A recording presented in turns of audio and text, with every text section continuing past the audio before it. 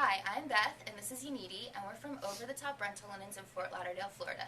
Today we are going to show you how to tie a bow with a buckle.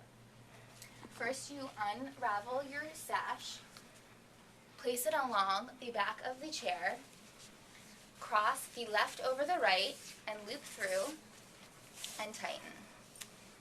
You want to take your buckle and insert the right side through the buckle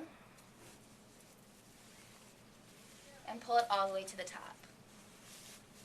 Make a loop with the left side and cross the right over the left and pull through.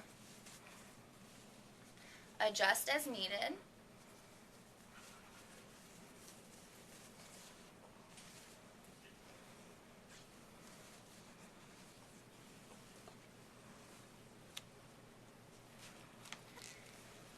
And that is how you apply a buckle to a bow.